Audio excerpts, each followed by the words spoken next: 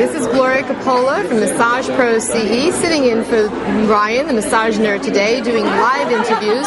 And today we have Catlin from the Center of Compassionate Touch. She's the owner and the director, and she's going to tell us a little bit about what it is she does. So, Ann. Hi, Gloria. I am really interested in what you've got to offer. I understand it's an educational programs that you offer, and specifically for what market? Well, the Center for Compassionate Touch provides specialized training for massage therapists who are interested in working in elder care or hospice settings. So we're assisting them to be able to succeed not only in developing those skills to serve that population, but also in how to step out into the world to promote their services, to get into these settings, because we're really still pioneering this work in some ways. You know, I just heard a statistic from somebody the other day here at the conference that the baby boomers are turning 65 this year, like thousands every single day, and that there's a need for the help in this industry. So do you see it also growing, you know? It is. I've been training massage therapists in this work for about 11 years now, and even in the last 3 years, we've seen remarkable growth in both nursing home settings and hospices, developing paid massage programs. When I first started teaching, it was sort of the assumption of therapists that if they wanted to work with this population, they'd need to volunteer their time. I remember those days. And that really is shifting. And we're seeing this happen all around the country where they're developing these programs. So it's really an exciting time, and one of the things that drives that is what you said about the growth of the aging population. But that's only one thing. There are several trends sort of percolating all right now. That's one of those that's contributing to the promise of therapists being able to do this work. So what made you decide to specialize in this particular type of education? Well, my background is as an occupational therapist, and so since 1979 I've been working with this population of people, and I had an opportunity in 1999 to go to massage school, and when I was in school is when I discovered this approach called Compassionate Touch, and I realized that I could continue to work with these people that I've been working with for all those years, but in a much different and more meaningful way, using massage and touch.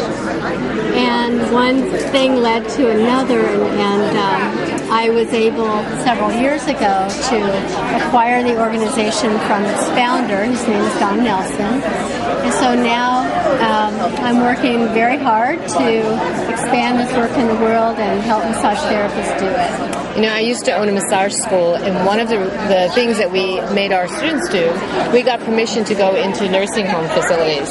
And the students, part of their project was to work with the elders there and to see what they gained out of it. Not only what they were giving, but what they gained out of it. And we got some of the most amazing feedback and essays from our students on how being in those situations to help the elderly and the aging change their perspective on life and dying.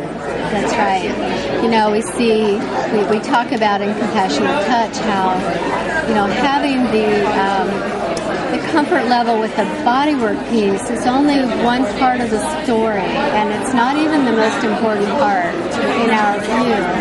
Because I love to tell people that in Compassionate Touch work, we're touching people, we're not rubbing bodies. And so the benefits and the mutual benefits for not only the client, but also for the therapist are really huge and profound. You know, one of the groups of people that I love to work with and I love to teach about is using massage for people with Alzheimer's disease. And for that person who has dementia, the power of touch and the power of not just the touch and the massage, but the connection and the presence of the therapist is really profound and has a profound effect on the quality of life for that person. I remember the nurses in the home there would tell me after the students would go in and work on them that they didn't have to give them as much medication to even calm down or go to sleep at night. Yeah, in fact, I just finished teaching a 3-hour session, and one of the attendees raised her hand and she said she works in a facility, a long-term care facility, and she reported that 2 of their physicians, after the therapists had been coming for a while, in fact, I think she said it was students, after they'd been coming, they began to notice that they weren't having to prescribe as many PRN sleep medication and pain medication. And they took that information and wrote a grant to fund a massage program. How awesome. Yeah. So, and we see that too, and it's really nice to know that it's being substantiated by others than just us, you know. So if someone's interested in doing a training in this, are your trainings live or online or both? Primarily live training, and we do all of our training in a long-term care facility. Wow. So we bring the therapists, we partner with elder care facilities around the country, and we bring the therapists into the setting for the entire training. Oh, that's wonderful. Because it does 2 things. It helps them to become more comfortable with the environment, and it gives them a chance to work with elders during the training and practice immediately what they're learning. And it's a way to really experience the whole picture. Yeah. So it's the 4 classes of compassionate touch, and we have, I'll explain that in a minute.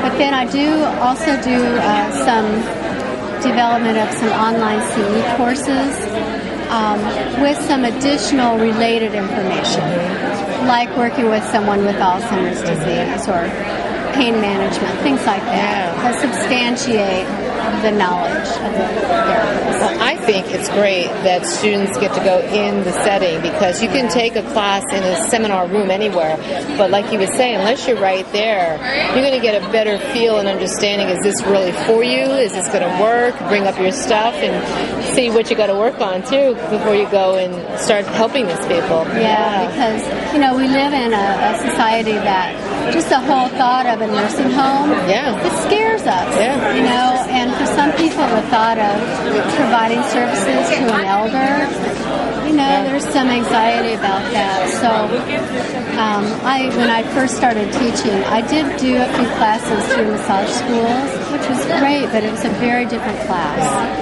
So this is a model that we're very committed to. Hello there, attention all attendees. Lorna is finally at the One Concept booth. Because we're live, we're hearing other things going on in the background here at the American Massage Conference. So if you missed it this time, you can come next year in San Diego. I hope to be there, I know. Yeah. So is there anything else that you want to tell the audience about your trainings?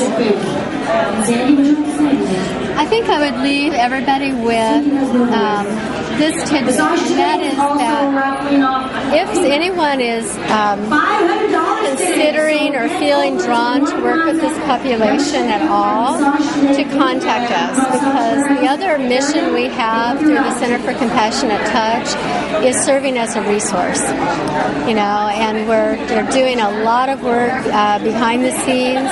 We do a lot of work to support our practitioners. We do have a certification course available, and to contact us and see how we might be able to assist you on your path of service. That's so where would about. they contact you? How do they get in touch with you? The website is the best way. It's www.compassionate-touch.org.